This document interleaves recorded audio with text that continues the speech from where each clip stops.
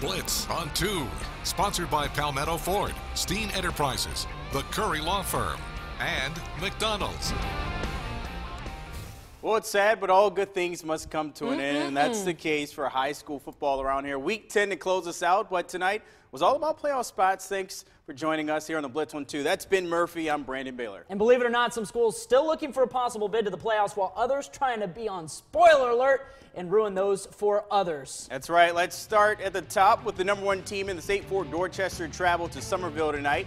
Patriots looking to stay undefeated. Somerville thinking otherwise. Both squads 6-0, undefeated in the region. Speaking of a perfect record, Bishop England did just that, playing at home this season. Tonight, they're at Timberland, fighting for a region crown. BE looking to snap an 0-3 record against the Wolves the past 3 years. Two different teams, but two identical records. Berkeley and Cane Bay 8-1 each apiece. Neither has lost a game since week 0. Playoff seeding on the line as the Stags go to the Cobras tonight in 4A. And 2A, First Baptist looking to keep things on track to defend that title. Can they close out the season with a home win against Orangeburg?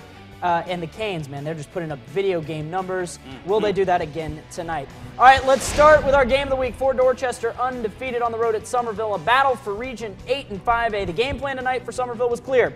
Pound the rock, crank the clock, and keep the ball out of the carry-on Joyner's hands. 4D only gets one possession in the first quarter. It would result in a missed field goal attempt. So after one frame, this thing's knotted at nothing. Second quarter, 4D gets the ball again.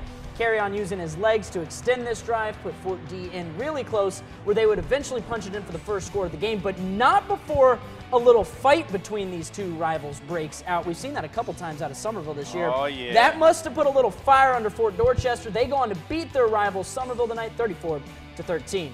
Wow, that's a big one. An emotional night at Wando, of course, just down the road. The Warriors hosting the Wildcats in their very last game at the old Wando Stadium. 35 years, Ben. The Warriors trying to close out the stadium with one last victory there. Back up the street we go. Packed house for this one. Head coach Jimmy Noonan and crew have a chance to halt the playoff bid for the Wildcats. Late in the first, Wes Ashley leading 13-10. A little razzle-dazzle here. 3 Wildcats touch the ball. The last one, Dominique Kershaw, he gets a touchdown. Wildcats will lead 21-10 going into the half. And the second, Warriors moving the rock here. Andrew Hamilton, the little guy, finds some space, then he's gobbled up there by the Wildcat defense. Wando trying to close the gap here with a field goal attempt from 46 yards out. Has the distance just outside the right side.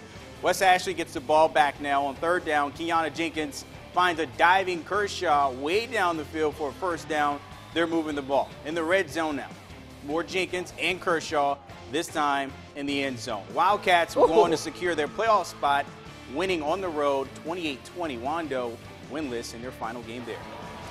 Berkeley at Cane Bay. South Carolina commit R.J. Roderick back in action after being sidelined with an injury most of the season. No quarterback play for Roderick, but was at safety. In his place, we've seen Chris Copeland fly all year, but how about the arm from Copeland? He slings it down the field, finds T.J. Johnson. A big stiff arm there. That'll help him get into the end zone. And that would get this thing tied at 13. 25 seconds left in the half. Cane Bay going to cough up the rock in their own end. And with only 17 seconds left in this half, yeah, that's all you need for this Berkeley offense. Time for one play. Eric Tuttle on that very next play. Goes over the top to DJ Chisholm, and just like that, the Stags go back up top at half, 20-13. This game would go all the way to overtime. Berkeley blocks a field goal to win it in that overtime frame and beat their rival 30-27. Wow. Whew. Back to the dungeon. Stratford Knights taking on the Goose Creek Gators. Stratford hasn't beaten Goose Creek in over 10 years. Hand off to Mario Anderson here. He breaks the long touchdown run. Super Mario to get the Knights an early 7-0 lead.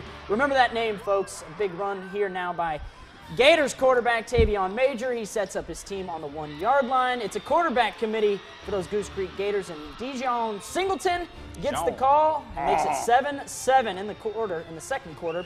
The Knights Anderson gets the ball. He's going to bust through the middle for yet another touchdown on the night. Block extra point makes it 13-7, but Stratford would hang on and win this one 27-7. All right, into the first quarter here, no points on the board. Pinewood Prep taking on PG. Short drive here for Stephen Ross to kick the field goal. Panthers lead 3-0. Portugal tries to make something happen when Charles Hartstock, he comes up here big on the defensive end. Interception from Pinewood's quarterback, Austin Murphy. Look at that, takes a flip there. after the interception. Pinewood and PG, now they will see a lot of each other next week. Of course, these two meeting here, and the winner of tonight's game will get home field advantage, and that goes to Pinewood after winning 24-17. Now, still more to see here the final week. It's been a great year for Oceanside. No playoffs, but for them, they're looking for game number 7. And First Baptist, we just talked about them earlier. The Hurricanes still rolling through the Low Country. What did Michael Dukes do tonight, and what did his backups do when they were putting up a lot of points? That's on the other side. We're the Landshark Cheerleaders, and you're watching the Blitz on 2.